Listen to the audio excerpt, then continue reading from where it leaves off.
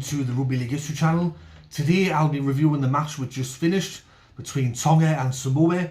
It was the last quarter final of the 2021 Rugby League World Cup, and this match will be played at the Halliwell Jones Stadium there in Warrington.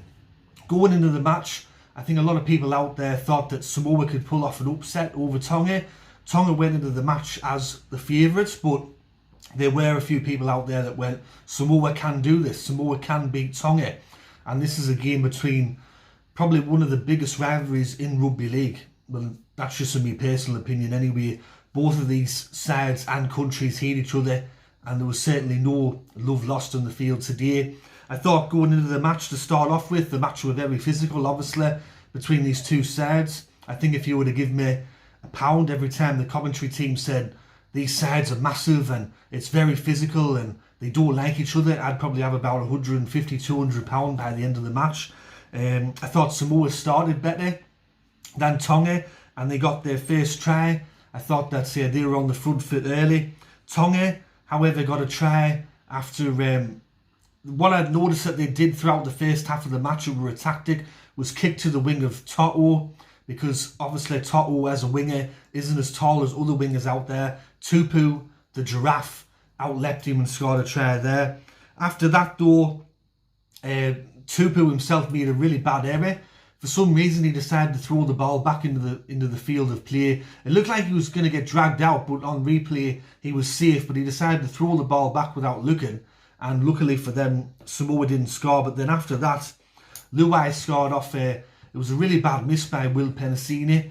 He leapt out of the line, he launched himself like a cannon at Luai and he missed, and Luai stepped and went around some tired forwards to score a try underneath the post.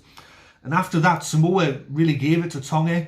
They were on the front foot there towards the end of the half, but Tonga dig deep and they pulled off some good defensive sets and they scored a try of their own to make it 12 points to 10 at half time. This game could have gone either way.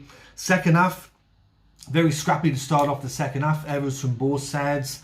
A lot of uncharacteristic plays by certain individuals. And then Tonga got a lot of 6 agains and penalties, and the momentum started to swing their way. However, it was a big play in that second half from Joseph Suaalii.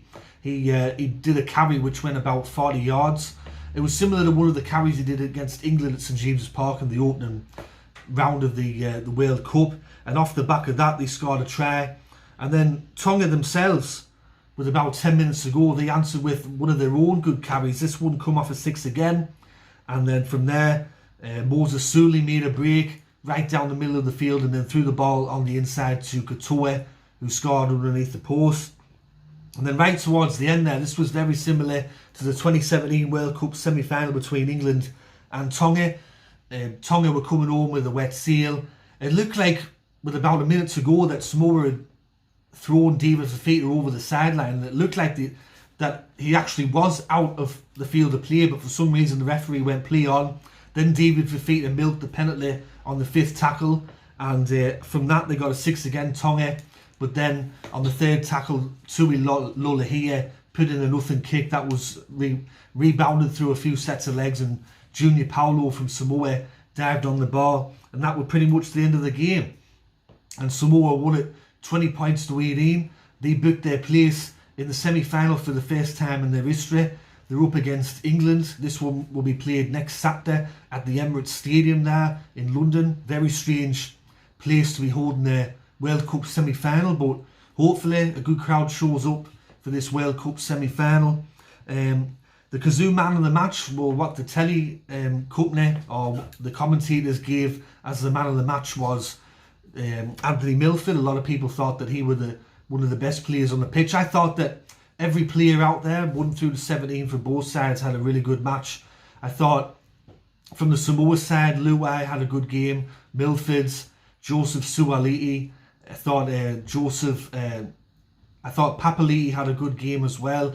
I thought Toto were very good. For Tonga, I thought that Suasia Takiato was good. I thought, despite a couple of errors, Daniel Tupou was good. I thought Kolo Matungi once again. There's a few standout players from both sides, but that's who they gave man of the match, Anthony Milford. And for Christian Wolf, for a very rare occasion, he doesn't coach a team into the finals or the semi-finals of a competition, and this is his last ever game as a head coach in England for either Tonga or Samoa, and he goes back to Australia. But as a St Helens supporter, he'll always have a very special place within St Helens, being involved with winning them 3 championships in a row. So I thought this game would probably it'd be in the top 3 of the tournament so far. I think this match, along with the Cook Islands, the PNG and Tonga match, and then the Fijian side last night against the New Zealand side, and this one, that'll be in the top 3 for the best matches of the World Cup tournament so far. And just before I go, with this channel, unfortunately for you, I can't show you highlights. I can only just review the match. If I show highlights, my channel's going to get taken down. I'm going to get copyright strikes. I worked my ass off to build up this channel where it is today, and that's the reason why I cannot show highlights. And I don't really like it when you get fucking arseholes on Facebook. Like, I'll mention him now, this Steve Thedevo. He said that I yap, I talk too much, I don't show any highlights, my channel's fucking boring, all this. Well, Steve, or Steve-O if you want to be called that, go ahead and create your own YouTube channel. Go and film the game, go and post highlights on your YouTube channel, and see how far that gets you. See how far you get before you get copyright strikes and your channel gets taken down, and then you'll have to start a new channel again. Let's just see you try to do it, because we've seen other channels come and go. They try to do the same thing, they get taken down, they get copyright strike. So if you want to do it, go ahead. But me, I'm not fucking doing it. All I'm going to do is just review the matches, no highlights. So why don't you just fall down the stairs and then go tumbling out the window and land on a cactus? How about that? So anyways, everyone, that's been my review of the Tonga against Samoa match. I hope you enjoyed it. If you did, let me know in the comment section below. I've got some more videos coming out in the future. Stay tuned for those. This has been Rugby League History once again, and I'll catch us all later in the next one. Ta-ra for now.